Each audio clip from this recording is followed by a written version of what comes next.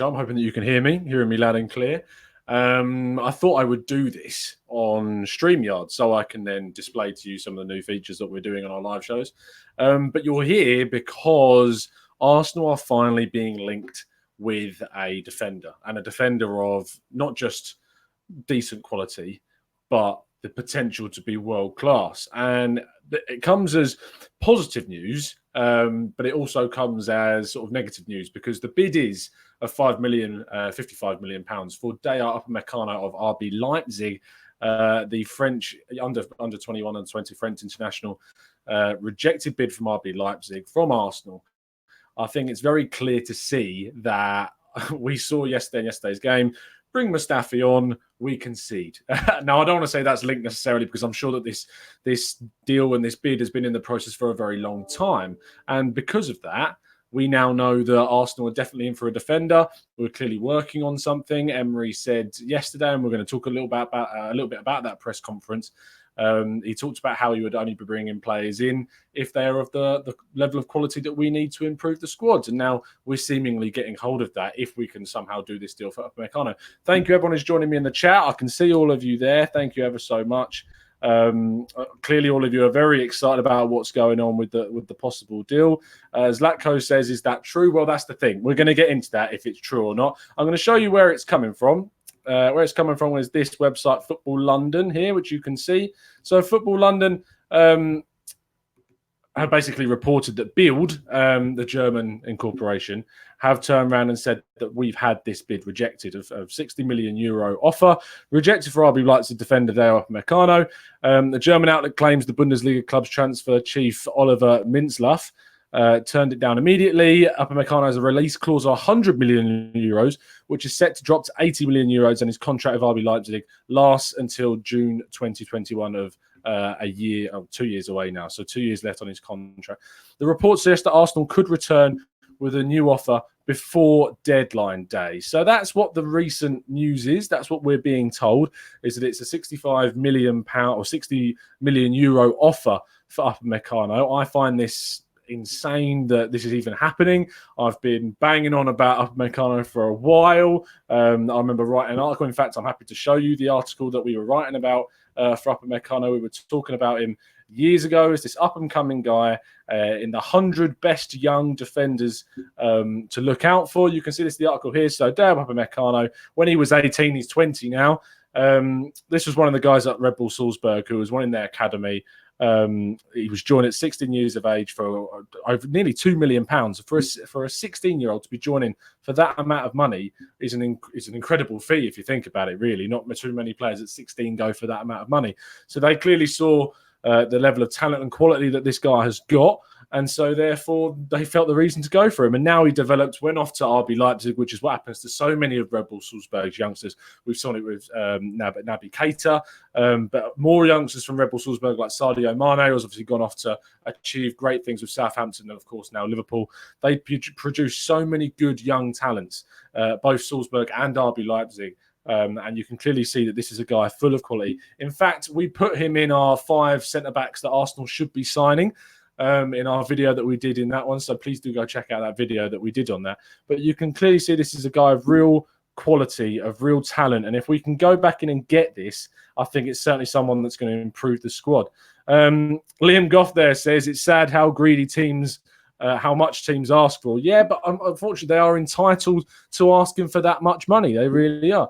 Pretty Good says, why don't we go in for Jermaine Lascelles of Newcastle? I think when we're being linked to players of the quality of like Dayot Upamecano there, I think that you just have to turn around and say that it's just a different level of quality. We need someone who's going to come in, change this defence and change it to a team in which we're going to be competing for the top honours. We saw it, and I bang on about Virgil van Dijk's transformation of Liverpool, and it's a very obvious one to see. A player of that skill and strength and pace and passing ability and just technical ability at the back transform that Liverpool side side. And Upamecano could be the guy that came in for Arsenal and really change our team for the better.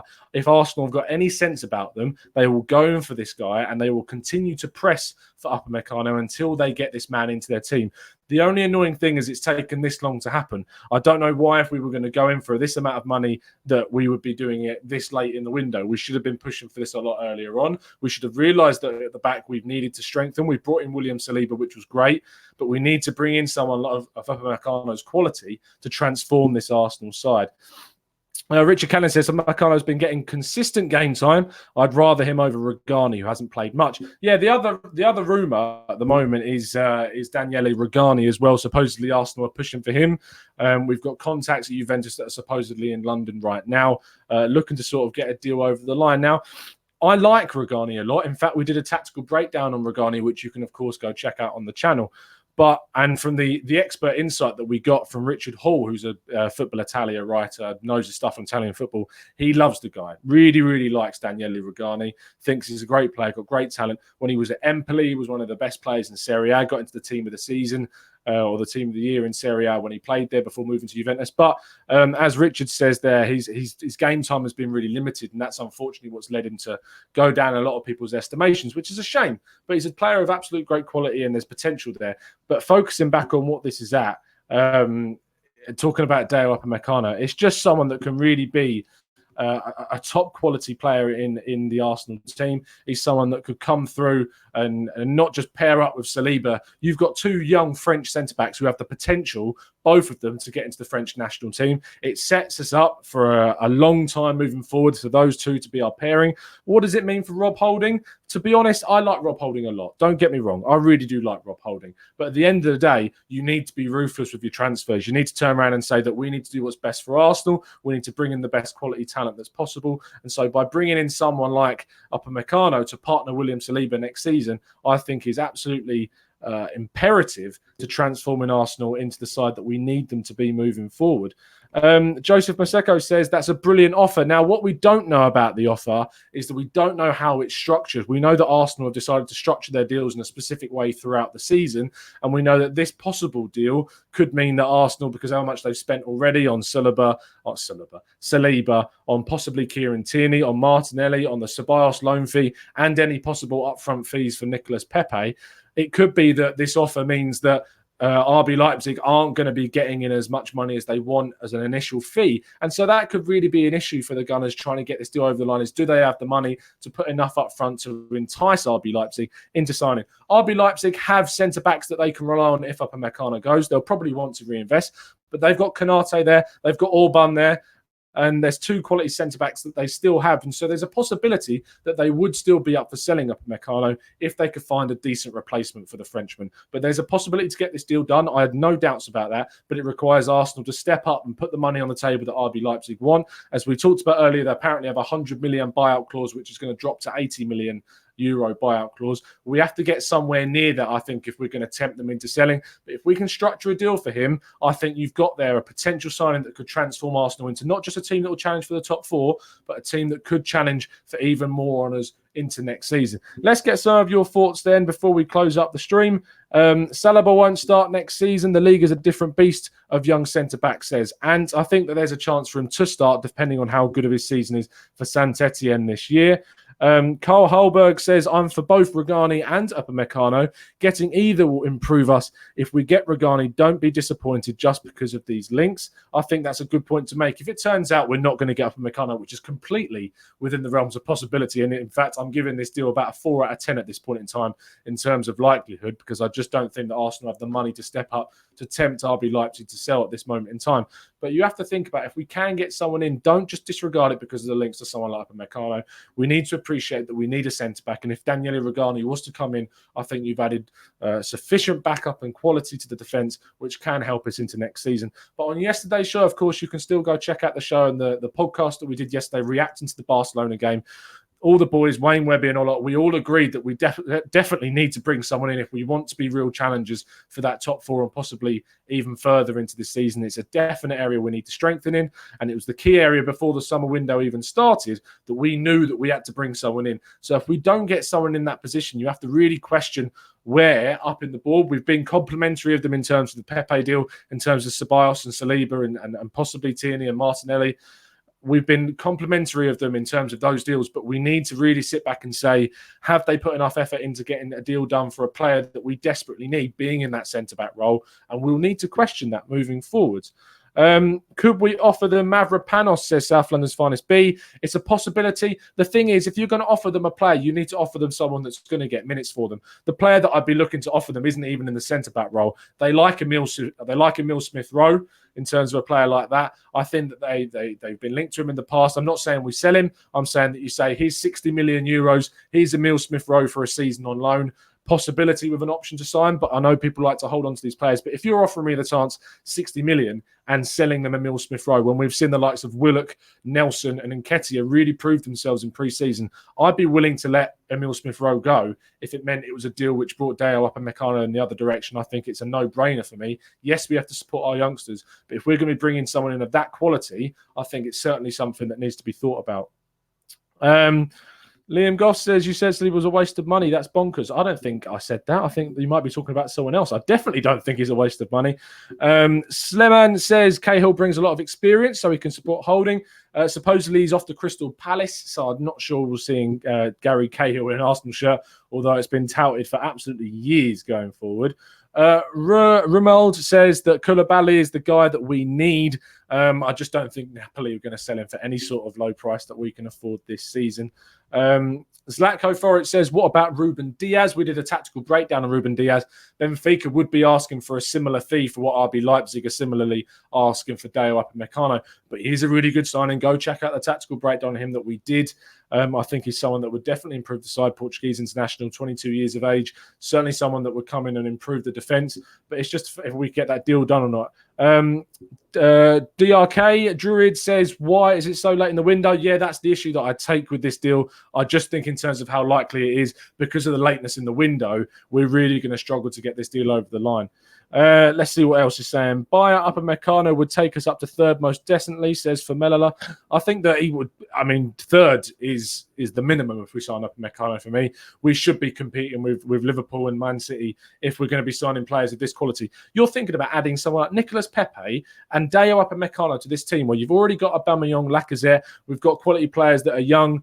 In that side, we've got Bellerin coming back, Holding coming back. We've got some really good players in this team. Ceballos, we've got Ozil, who, yes, divides opinion, but it can bring us forward. Torreira, you've got some fantastic quality in that team. And if you add two world-class talents, I'm not saying they're world-class now, but two world-class talents in Nicolas Pepe and in Dayot Upamecano, I don't see any reason why we wouldn't go for this guy. Absolutely none whatsoever. I just sort of wanted to finish off the video talking about the press conference that went on between Unai Emery and obviously the media after the Barcelona game. So I'm just going to share that on your screen now for what we want. There we go.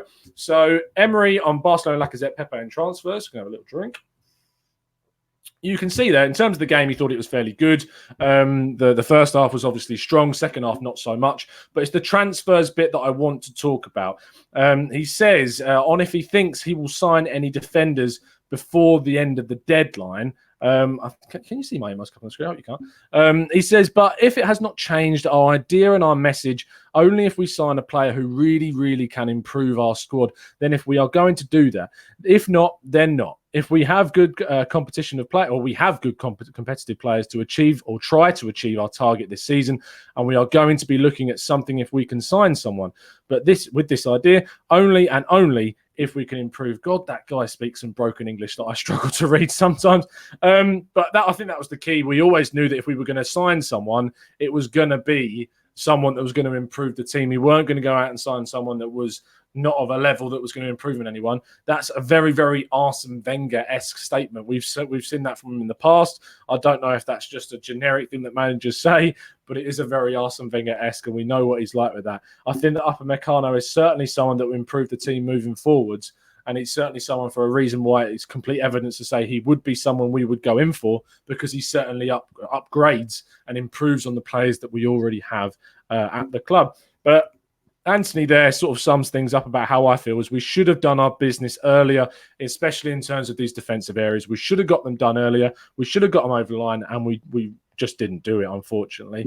And Ankle Sock says, fantastic name, Arsenal are going all or nothing right now. I think that supposedly, and don't quote me on this, but supposedly there was someone at the training ground today, which would be intriguing to see if that was true or not, but that's what I heard.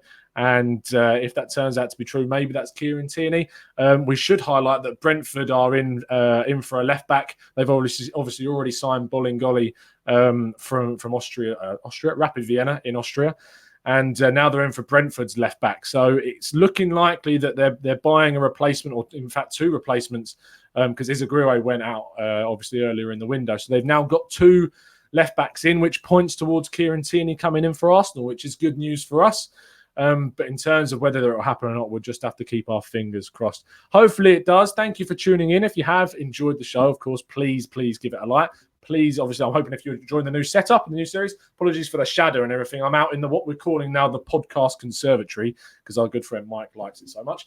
I hope you've enjoyed it. I hope you've enjoyed this, the episode, seen all the information. If you have, please give it a like. Please subscribe to the channel if you're new with those notifications turned on.